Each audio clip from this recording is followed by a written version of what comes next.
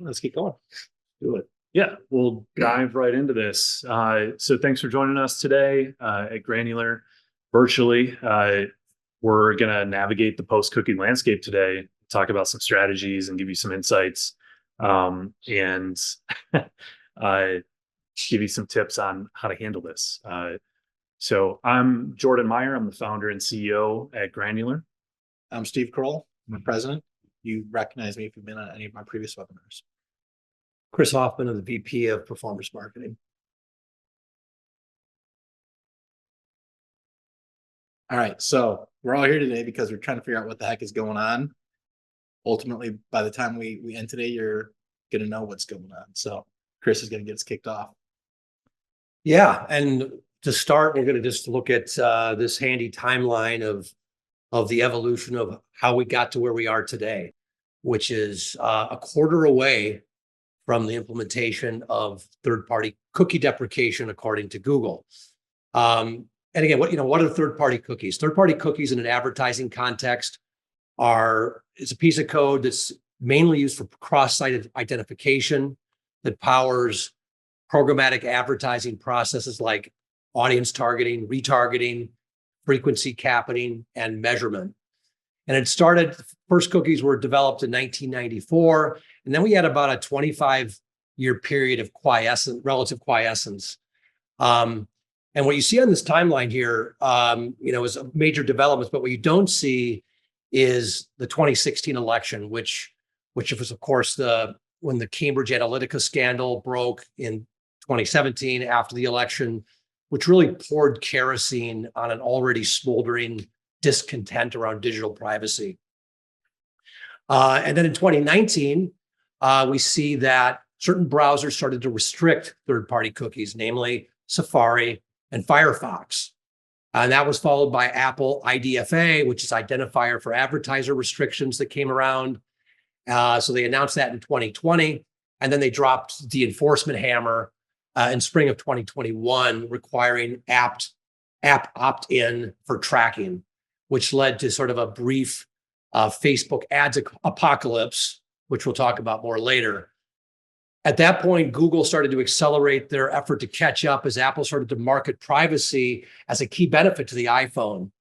And ultimately culminated with Google announcing third-party cookie deprecation in Chrome. They kicked the can down the road a few times, but finally they planted a stake in the ground saying it's absolutely going to happen in Q3 of 2024. So with that, we say, welcome to the cookie apocalypse. Now, what Google has announced around this, since they really hold most of the cards on privacy, is they've announced the privacy sandbox. So you've probably been hearing about the privacy sandbox now for a couple of years. And the two goals of the privacy sandbox are one, to phase out third-party cookies, and two, to reduce cross-site and cross-app tracking while helping keep online content and service free for all. So the sandbox is really a place for the industry to weigh in on a number of proposals that have been put out there. There's been 30 proposals to date, covering a wide variety of cases and requirements. Discussion, testing, scaled adoption has to occur before they become standards. And Google has said that they need to it's critical for them to receive feedback from developers and industry leaders. And certainly in the last couple of months, they've gotten it. Very critical feedback, actually, from the IAB Tech Lab, which is an industry group that works to establish standards for the digital ad industry. And they recently blasted the efforts. You can see here saying that the Chrome privacy sandbox is a time bomb that will break real-time bidding. So very, very critical feedback. Google pushed back on this and saying that this is overblown. But they've also critically said, regardless of the feedback, it is full speed ahead. The timeline is unchanged. So here we are. It's Q2. The standards are far from being issued, and with all this chaos and uncertainty, you could hardly be blamed for feeling a tinge of panic. So, we're here to offer a little bit of maybe informational Xanax today to calm down. Because there's certain aspects of this that are are going to still be intact. And really what we see is that within the walled gardens, where a lot of us are spending our advertising budgets, the targeting will remain largely intact. Why is that? Well, within the walled gardens, what we're really talking about here is first-party data. It's not third-party data. It doesn't rely on third-party cookies. So the targeting will largely remain intact. And Steve's going to talk next about specifically about how Google is maintaining that. So this whole presentation is talking about third-party cookie deprecation. But when you look within Google's walled garden, that data really is first-party data that they have from their users who are signed in, who've offered to Google to say, in exchange for being able to track my behavior and interest and engagement, you can serve me targeted ads. And so when you look at something like search and shopping, it's less complex than audience targeting. For the most part, those ads are served based on Google's advertisers saying, based on the intent of the user, here's the keyword that I want to use to serve against that keyword, that search result. And so cookies are not really being used to a large degree for targeting with search and shopping ads. And when you look within Google, again, users signed in, 87% of searches in the US start on Google. And when you look at all the different platforms that they have access to that first party data, I mean, look at this. They've got their search engine, they've got Gmail, they've got YouTube, Google Chrome, Google Maps, Google Analytics, Looker Studio, Android. These are all platforms where where Google has access to the users' behaviors, interests, and that is really what fuels a lot of that targeting that we're utilizing. Again, first party data. But that really is just a snapshot. So those handful of platforms I referenced, which are massive, is just really the tip of the iceberg of the tapestry of services, solutions, hardware that users are utilizing within Google's ecosystem. So whether it's Nest, Waze, YouTube TV, Tag Manager, Google Docs, Google Business, Google Flights. I mean, these are all platforms that Google has first-party data because you have a persistently logged in email address where that data is being collected. It gets anonymized and then shared with advertisers that they can use to attach those audiences to campaigns as signal to try and drive more awareness and conversions. And again, that's not changing, post Q3 with the third-party cookie deprecation. Mm-hmm. And so back to what Chris had referenced a couple slides ago, but specific to Google, it is really our belief that Google's audience targeting is likely to be less impacted than other platforms. When you look at all the persistently logged in devices, I mean, Google has a really, really, really strong idea of what you're doing based off of all these data points, all the machine learning. And when you look at all these different platforms where you're using Google Docs, you're using YouTube, you're using search, you're using Google Maps, that isn't changing with third-party cookie deprecation. And in fact, that is better data than you're going to get with any third-party audiences that are being imported, because Google knows, based off of what you're actually doing with that logged in device, what's going on. Yeah, and so Google really has a sort of a four-part strategy for the post-cookie era, and it starts with audiences. Those of you who are familiar with Google Audiences inside the platform, whether it be on Google Ads or Google DV360, their programmatic platform, these are exclusive Google audiences. So affinity audiences, in-market audiences, the ability to build custom segments from keywords, apps, websites, content, so you can use keywords to target. All of that targeting is going to remain in place, as well as we'll talk more about, obviously, remarketing is going to be affected by this, but we'll talk more about that later and how Google is going to be mitigating the impact there. Then from a measurement standpoint, Google's got to have a rock solid measurement strategy in place, not only just conversion tracking, but ways of doing frequency management, cross media reach, brand lift studies in DV360, reach reporting, incremental reach, search lift, experiments, data-driven attribution. So just a whole bunch of ways of continuing measurement and doing it in different ways in a post-cookie environment. And then, Google's campaign optimization's always been a touchstone, a huge strength of Google. Those are going to continue to be developed. So impression-based bidding, click-based bidding, conversion-based bidding, along with frequency management. I was on a Google webinar, and when they talked about frequency management, their global lead said that frequency management would absolutely be in place after the cookies were gone.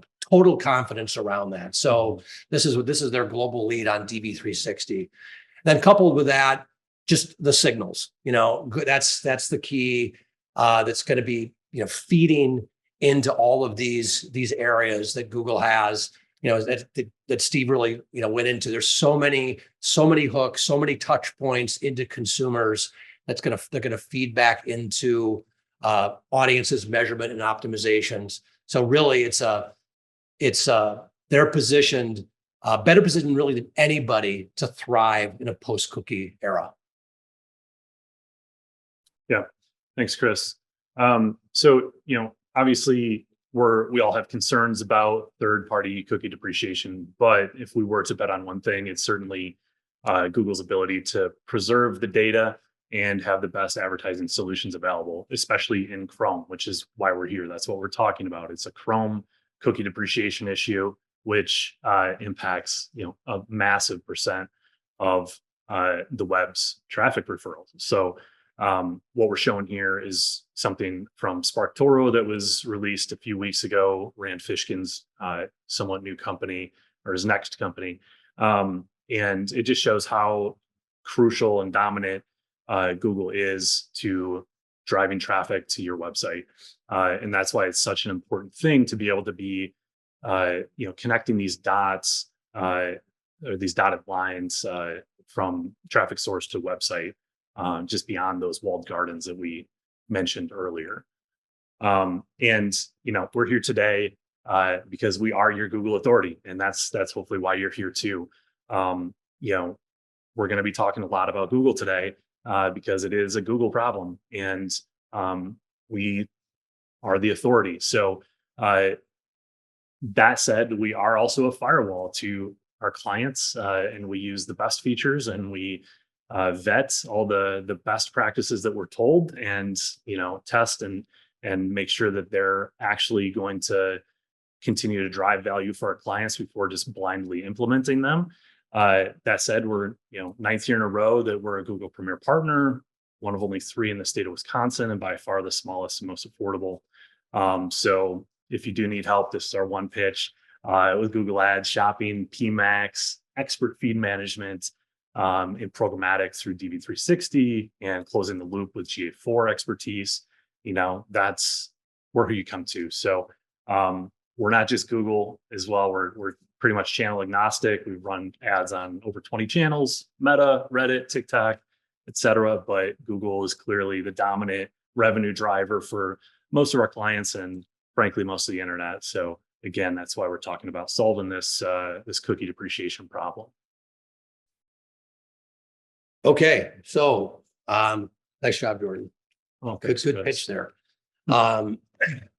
Well, we obviously we're talking about targeting maybe not being as big of an issue, not as big of a worry in the third-party cookie deprecation space, but measurement is going to be a challenge. That is definitely going to change. And honestly, if we don't prepare and start thinking differently, we could be in for an unpleasant surprise come crunch time. And we didn't practice this, but this bridge is about a mile away from my house, and it's notoriously smashing trucks because they don't look at the signs to see how tall it is. And we don't want this to happen to your advertising results. So that's what this is all about. Now, let's be honest. I mean, the measurement, it's not like measurement's perfect today. It's always been, measurement attribution has always been challenging, always been complex. And you think about just this is a typical scenario that is happening today, multiple devices, multiple platforms, apps on the customer journey. I mean, you look at something like this, which again, this may look super complex, but this is probably fairly typical for a conversion journey that happens. And in this scenario, what platform, who gets the credit today? Very complicated. I mean, in a lot of ways, this is a symbolic of why some people continue to cling to last click attribution, because like, how are we going to figure this out? Even though it's a grossly inaccurate attribution model, people still do with it. But anyway, measurement attribution always been challenging. So we were invited to an exclusive learning session with Google engineers, and we're able to ask their data team questions. This table here shows how sites with each tag version will be impacted as this change gets enacted. So, just quickly on the left column, if you have no tag, you're not going to be impacted, obviously, because you weren't really measuring to begin with. But it shows how the red kind of middle section shows the legacy tag, which a lot of folks are still using. It's going to lose, and already has lost, some of its reporting power, and it will lose a lot of that accuracy very shortly. So Google recommends using all available solutions, that's capital ALL, all solutions, to preserve conversion measurement. That's Google Tags, that's updating your Google Tags, enhanced conversions, and then Google Chrome's attribution reporting API, which will be more automatically implemented. But the big things that you have to do manually are Google Tags and enhanced conversions, plus some GA4 settings that we'll talk about a little later. So going through this whole process, we were all putting our heads together and realized this feels a bit like deja vu, in that we've been here before.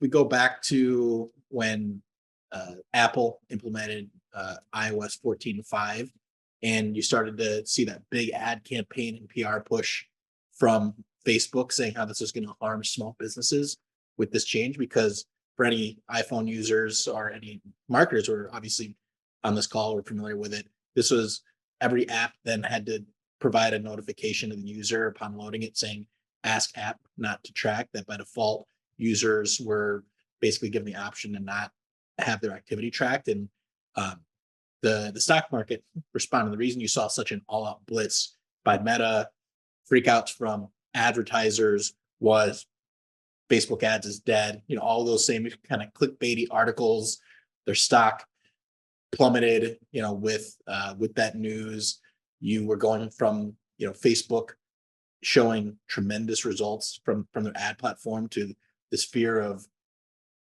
showing no conversions or a very small amount of conversions. And was this the real feather in Apple's cap, and was this real turn of the corner, and Facebook ads was never going to recover? I think a lot of people underestimate when there's a lot of incentive with advertisers who relied on that platform for incremental reach and conversions, and Meta with their key business model being threatened. They weren't just going to stand by and not do anything. And so what happened? Meta needed a little bit of time to sort this out, figure out how to do their equivalent of what Google really is doing right now, where they were piecing together with their conversions API and stitching together that conversion process, utilizing their first party data they have within their walled garden. Basically, think all these websites that have Facebook tags, share buttons, log in with Facebook, all of those pixels and all of their first party data, using machine learning to then close the gap in terms of the being able to show actual conversions that happen in the platform, even with this change. And look, they had that signal loss that happened within iOS, and I forget what the percentages was. It was the vast majority of users were saying ask app not to track. They weren't opting into that.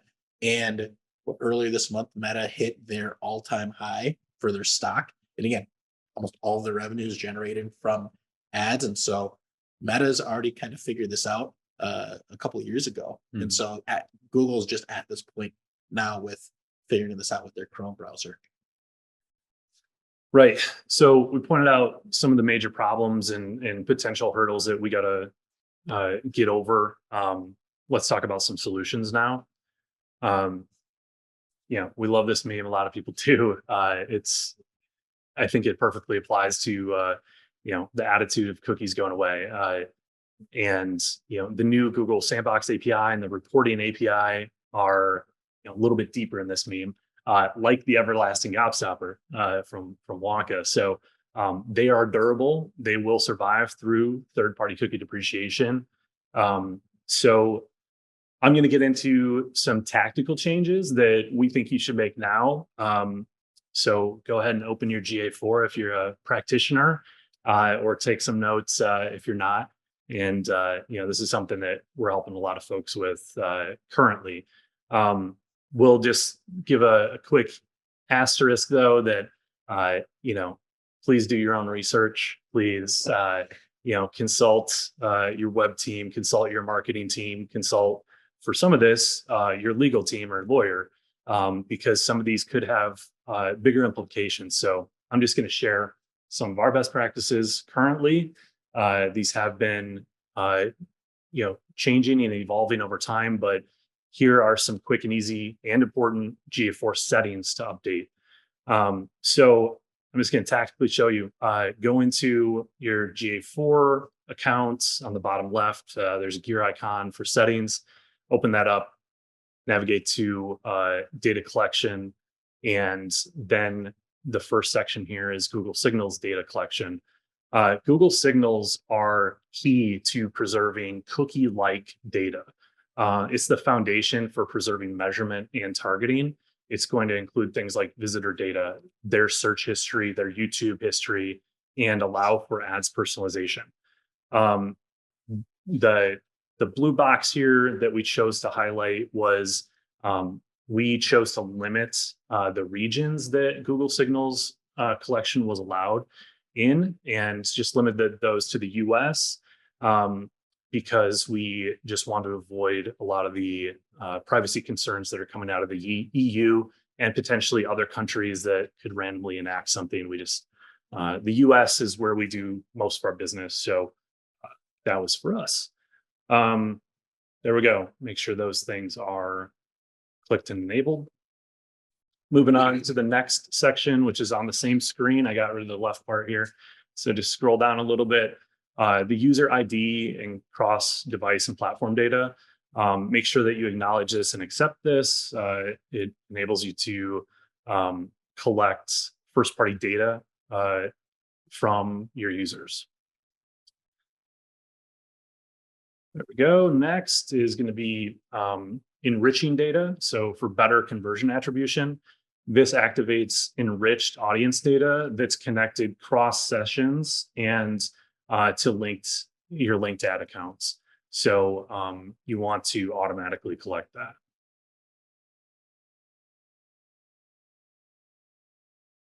And then location data collection. I do like that they call it granular. This seems simple. This was something that was always collected in Google Analytics, but now it's something that you need to enable. We chose to enable that for the world because we are collecting it. We're not enacting. We're not acting on it. We're not targeting with it. So we thought that was safer. That's why we opted into that.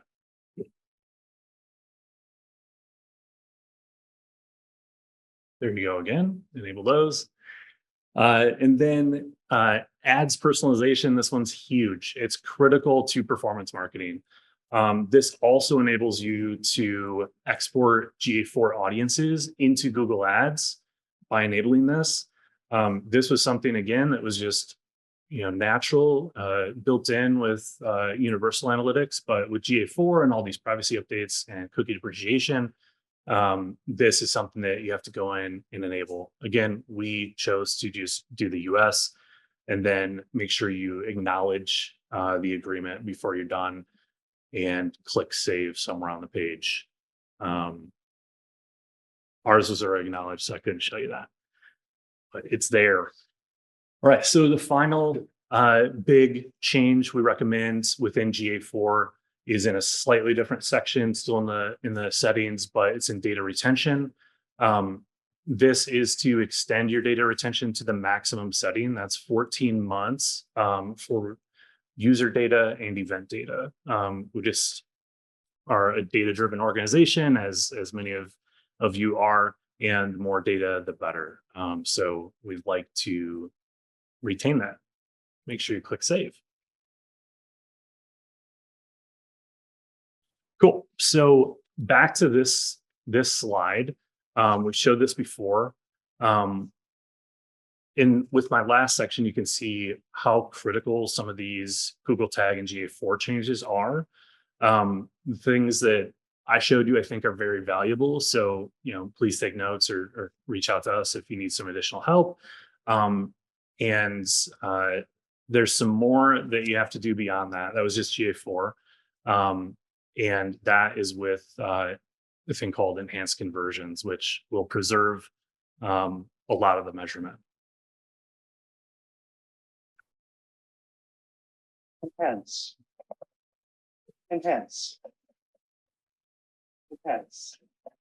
Just print the damn thing. All right.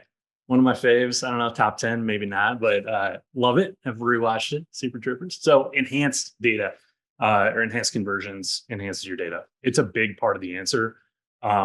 It's, improves the accuracy of conversion measurement, unlocks more powerful bidding algorithms, supplements existing conversion measurement with your first party data from your website, which you should, own and maintain. And then, is very privacy focused. It's similar to what Meta did with the conversion API setup. So it is a little bit of work. Google's got a help section. I'm not going through that. Don't worry. I'm not going to go through every step, but Google's help section really documents it well. It can be done through the Google Tag Manager with the Google Tag. So it's pretty straightforward, but very, very important part of this whole puzzle. All right. So sorry, guys, don't fall asleep. You're not quite done with me. No, we're locked in. All right. You're not quite done with me. So we need to talk about consent mode. It is the next big, massive thing you're going to hear about and see all over the place if you haven't already. So if you recall years ago when the EU first ruled on the cookie thing and California quickly followed, then every single website seemed to have those cookie consent pop-ups. Well, get ready for phase 2 of that. We've got some additional insight here. This is from the roundtable that we were part of, where their data team was talking about how they're enabling this. What consent mode does is enables conversion modeling. So when you are presenting that banner, similar to how Steve explained with iOS 14.5, people have to click something, and inherently you're going to get a percentage of users who don't want to consent to getting tracked. So what consent mode does is kind of open up a path, and I'll show you a little bit more of that in the next slide, but it uses Google AI and historical trends to build a model of what that final truth actually looks like, what that final count of converters would actually be. So, newsflash, a lot of the pop-ups that people added to their sites a couple of years ago don't work for consent mode. So you're probably going to have to revisit that. I mean, we saw that they didn't work years ago, even like you would not consent and you'd still get cookies tracking you. We would look at the code and they're firing even before you click. Google is going to enforce that though, because again, the whole reason we're here is Google was sued by the EU and they have to do this. They have to comply and they have to enable people to follow those rules as well on Chrome. So they have a list of approved consent mode compliant pop-up vendors and options that is growing by the day. And that's a quick option to tick this box that you're going to need to tick. Funny enough, though, one of the factors with quality score in Google Ads is to not have pop-ups on a landing page, but alas, Google's encouraging it now for this. But another asterisk, pop-ups might not be needed. We're seeing some of the larger retail sites hold out. They might just be holding out, or we may be able to tackle this with an opt-out option. We're digging into that, but we do have current solutions for consent mode rollout. If anyone needs it, you'll see that on our site very soon. We're testing a few options and then rolling it out to a few clients where it makes sense. So this is what I kind of alluded to before with how users will inevitably opt out of the consent mode. Google's using AI to mathematically model when users are refusing to be tracked. So in this example here, this is what the math looks like. They're basically modeling out unconsented clicks and using history and their advanced data models to give you kind of the total of what the real conversions would look like. They trust this method because they've been testing it for the past year when cookies were still fully enabled, and that's also why they did the 1% depreciation a couple months ago, because they were done with their testing. They're still working on it, but they were having partners opt in, third-party ad servers, DSPs, and publishers as well, test their sandbox with that 1% depreciation to see if the math actually works compared to the 99% of the rest of the web or the users that were not in that depreciation test. So anyways, we're trying to overcome the attribution problem. As Chris showed earlier, it's always been a problem. Now it's going to be a little bit harder with the cookies depreciating. Google's doing its best to give us solutions to have more accurate measurement, though. So, Chris, Wow, Jordan, I know. impressive. It's the most I talked like in a week. You come to Granular for technical expertise. We just saw it right there, folks. So that was great stuff. So retargeting is another area. Obviously, that's clearly going to be impacted, especially if you don't get on board with consent mode, right? Mm-hmm. But a discussion of retargeting naturally brings us to the topic of first-party data. I mean, since this thing came up, since third-party cookie deprecation came up, probably the number one thing we've heard in terms of advice is, build that first-party data asset. Mm-hmm. And it's like, yeah, that totally makes sense. But for those of us who have been in this business for a while, no kidding, right? I mean, that's right. They made it sound like a panacea. And again, most people are doing that. It's a CRM side, it's a site side strategy, but we've seen this adoption of clean rooms and consumer data platforms and things like that. But now we've actually started to see, as time has gone on, some skeptics about the value of their first party data and whether really it's the big solution or the panacea, if it truly is a panacea. And this most recent article in Ad Exchanger talked about that because we've seen a lot of these direct to consumer brands that have really collapsed. I mean, part of that collapse is that they banked very hard on first party data and they've not been able to leverage that, the way they thought. So certainly, this is part of the strategy. And in our world, in any of our customers' world, it's about feeding data into the platforms, feeding that signal into the platforms with customer match on the Google side, Facebook, Meta, custom audiences. That's something that you should be doing on a regular basis, and we're doing for our clients on a regular basis. So this helps the algorithms bidding to optimize your budget. But again, first party data, cross-sell, upsell, that's a great strategy too. But ultimately, you need to reach first party, jumped ahead there. You need to reach net new prospects. And as far as retargeting is concerned, Jordan's going to get into kind of the technical solution for that. Once again, Jordan. Just a quick one. Okay. Yeah, you're probably expecting like you had some fancy fly-in. Yeah, right. I did. So retargeting reimagined. This is from Google. This is how they're viewing it. Cookies flowing in from site to site will stop as they are today. Enter pair. It's publisher, advertiser, identity reconciliation. And this is a diagram of how that works. Publisher to clean room to advertiser, stripping PII, stripping, hashing the user's data. Advertisers and publishers will be able to activate encrypted first-party information that's unique to their site's aggregation. So that's actually a bolded word, aggregation, that Google's been training us on for years with their audiences, with their in-market segments, with some of the upper limits of audience sizes that you had to have.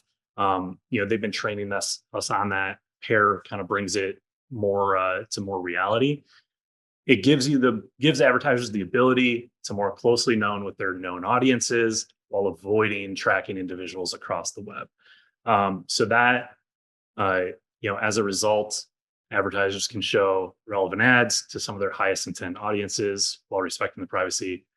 I equate it to like having a key fob versus an open door. You can still flow traffic to the same place. You just have to have a thing in between that approves that access. And that's kind of what the clean room and this Google pair setup is. But what this sounds like to me is another word for cookie. So we'll see if the EU approves it after their Q3 deadline, and the EU has a review timeline that they can either give a thumbs up to Google's solution or a thumbs down. I think they'll approve it because this is so disruptive already. But dang, I think they just reinvented the cookie, which is wonderful within the Google ecosystem, at least.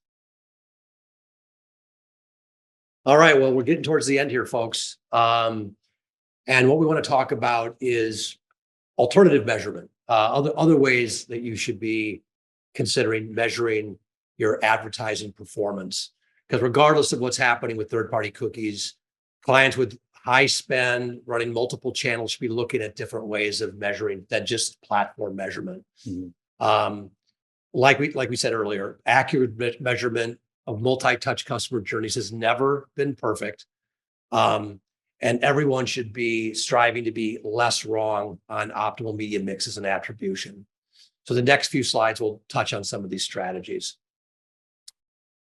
So one way of testing for incrementality, which is the incrementality measures conversions you would have gotten without ad spend ultimately, is geo experiments. So this is a tried and true strategy that really predates digital advertising in a lot of ways, but it can definitely be applied in digital advertising. And it's really about setting up test and control markets, being very careful about how you pick those things, doing a bunch of other preparation, having all of your same store data that you can measure and compare, and then running a experiment. In this example here, we're showing an example of just different media mixes. So one mix has shopping, paid search, and paid social. The other one has all those plus a programmatic ad buy. So, the test hypothesis, like any experiment, is crucial. But this is really a way that you can see if you're getting lift on channels. And there's a lot of different things you can test. But geo experiments definitely a way to go. And the thing to remember too, it's clearly not a one and done. This needs to be, once you get a statistically significant result, that needs to be validated through continued testing. Another one that we advocate for is marketing efficiency ratio, or also known as blended ROAS. So marketing efficiency ratio is total sales revenue over a period of time divided by total marketing spend. This has been a popular metric in finance departments since they've had finance departments and advertising spend. Just a really simple metric.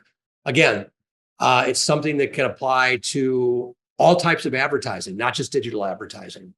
And it's in the digital advertising space, it's an acknowledgement that the platform reporting that we're getting doesn't really paint an accurate picture also because tracking is getting less reliable. So as we know, platforms can over and under credit their actual contribution. So this is a metric to use alongside platform reporting, kind of as a North Star as you make changes, but having that in place. And it can, and platform measurement, we're not saying discount that, but it can still work as a valid performance indicator, just not the final arbiter of truth. So here is an example. Let's say, for example, you're targeting a 750% ROAS, and you're looking at this current performance. Google's surpassing that, Meta's below, TikTok further below, organic is killing it, and your email marketing is absolutely crushing it. So you look at that and you're like, okay, let's cut off, let's scale back Meta, let's stop TikTok altogether, let's invest more in organic, and obviously send 3 more emails a month on, because that's just killing it for us.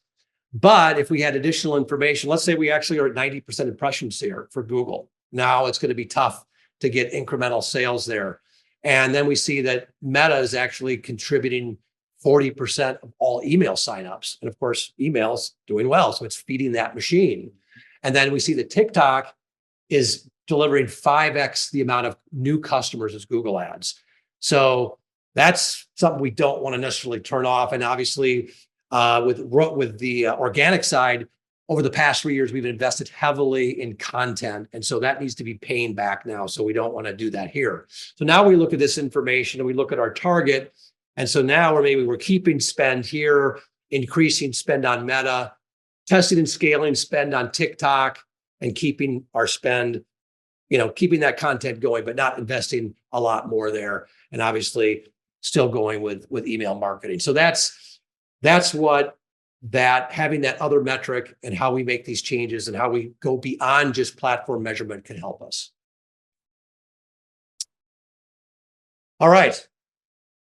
Also, there's been a slew of third party measurement platforms that have emerged in this move towards privacy.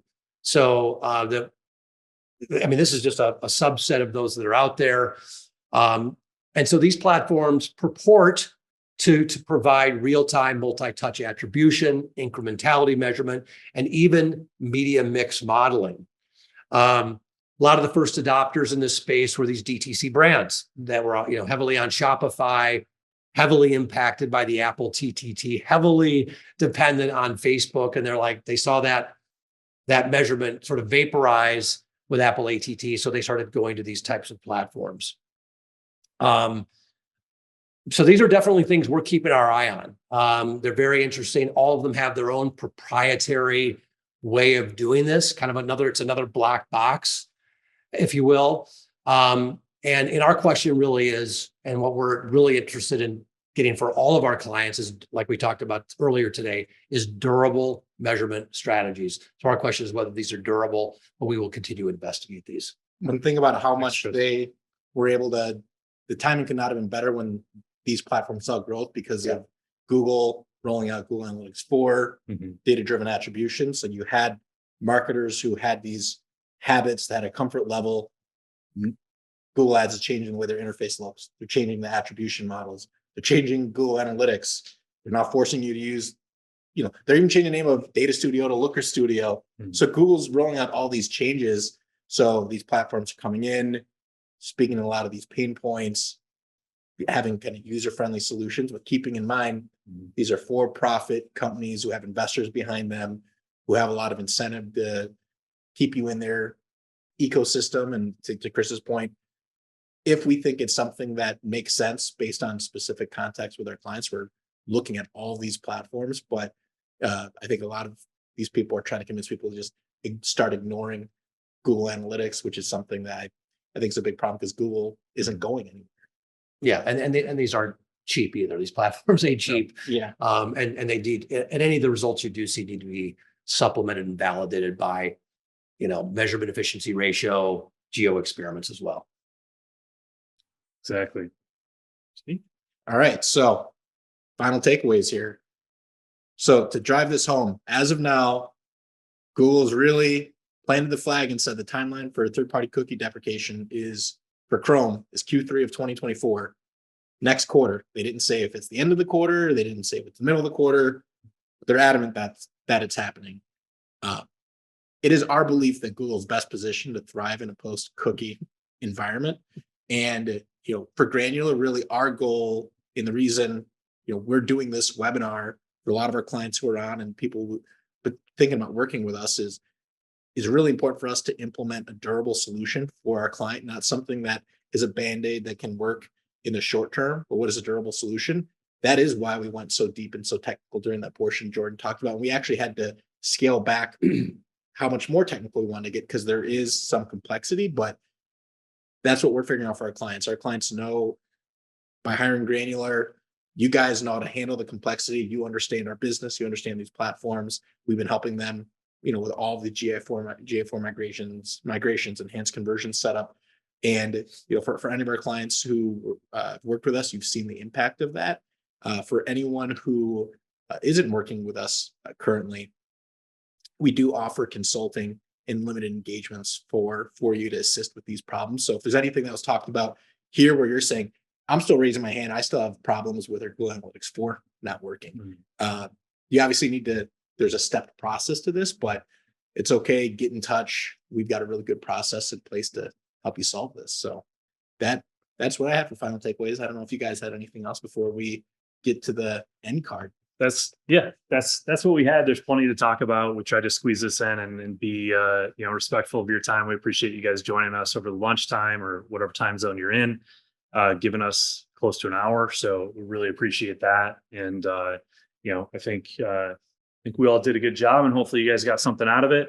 And just reach out to us if you need any further information on this. And we'll be updating the world on things as this changes because it'll continue to evolve. Time for a cookie, guys? Yeah. All I've right. got a bunch of Girl Scout cookies back here that need to be Sweet. eaten. I've been waiting all day for this. All right, let's do it. Thanks, everybody. Thank you. All right. Take care.